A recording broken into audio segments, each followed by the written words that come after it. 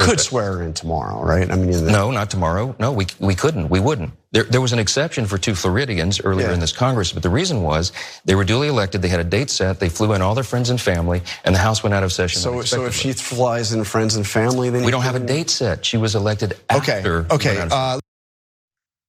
So Mike Johnson is continuing to scramble to hold off as long as possible the next step in actually revealing what Jeffrey Epstein and his accomplices did and all the people who might be lurking in those files. He was asked some good questions there by Jonathan Karl, and he says we couldn't, we wouldn't.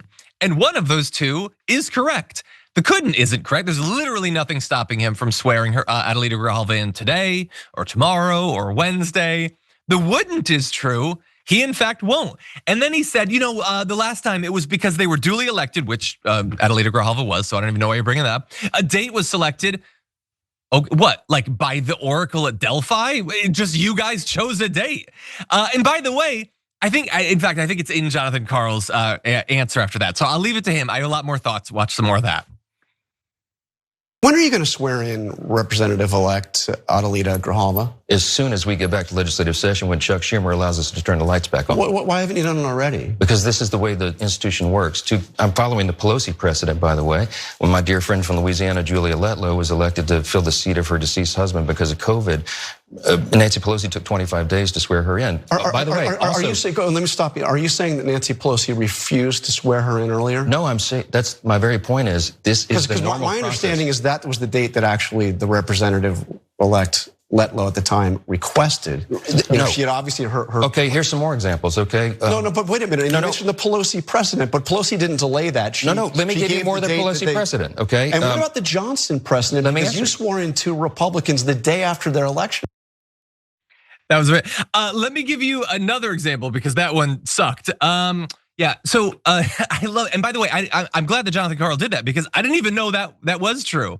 He didn't want to say that Pelosi delayed because it wasn't true. He just said it's the Pelosi precedent, which by the way, why would he follow the Pelosi precedent or anything? They didn't have to.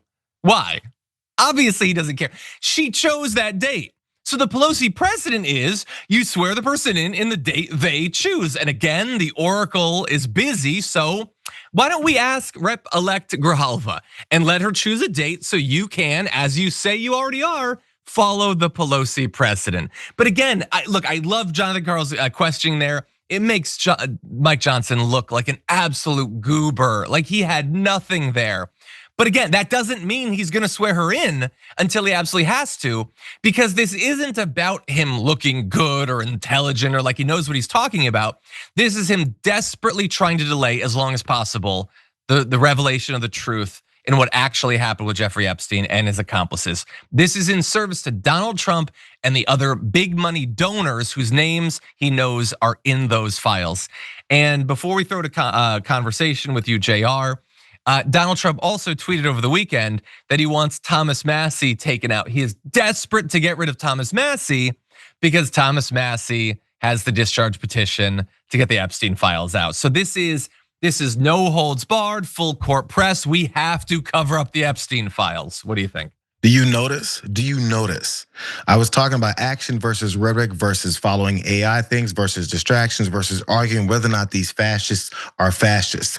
When he wants something done, he'll post about he needs to be thrown out of office ASAP. That's actionable direction.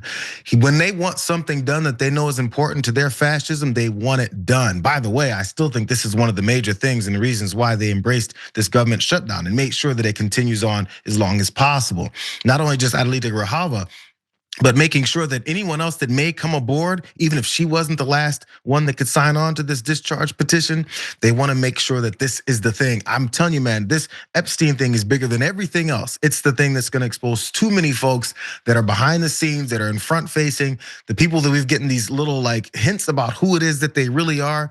This is the level of destruction that can come for these guys and many other folks too, but definitely these guys. So you got Mike Johnson's dumbass on TV talking about I would not, could not. Sound like Sam I am. I could not swear in Adelita Grijalva. I am Mike Johnson's dumbass.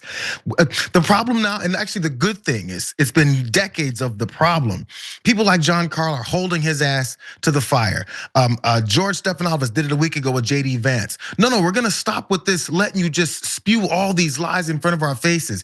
But what's revealing is these news organizations, these Sunday morning shows have like teams of producers and researchers. They can do this anytime. So the things that we don't always know because we're just two guys working on a show every once in a while, like 4 producers here and there, and me solo.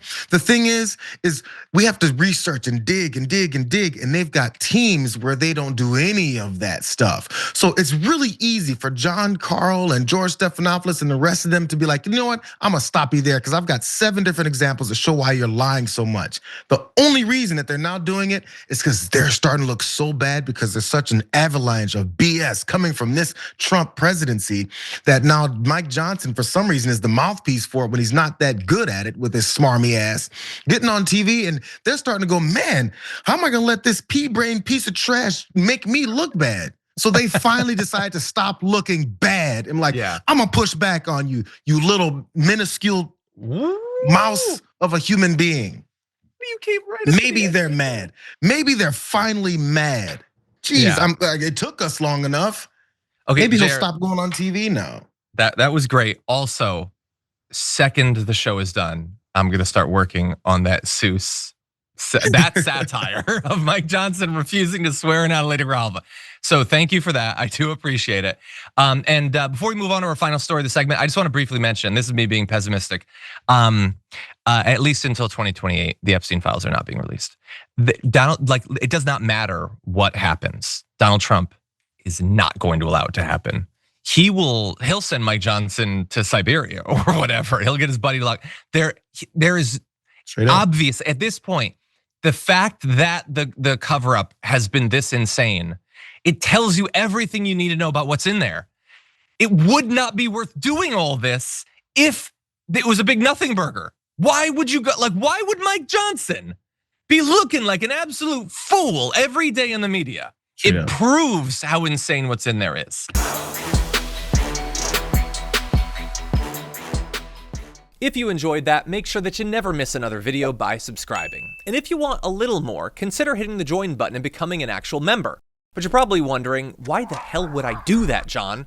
First off, calm down. The stakes in this are very, very low. But also, when you click the join button and you become a member, you get access to bonus content that I make every week, and it's a ton of fun. You get access to tons of custom emojis and more besides that. By the way, if you join at tier 3, you even get access to a monthly member hangout with myself and other awesome people, and we always have a great time. By the way, you'll get all that going forward, but you also unlock years of the back catalog. That is literally 100 or more bonus clips, top 10 lists, debates, and more. What are you waiting for? Click the join button below. Your support powers our show, and we couldn't do it without you. Or at the very least, I wouldn't really want to try. Viewers like you keep me here. So thank you in advance for joining.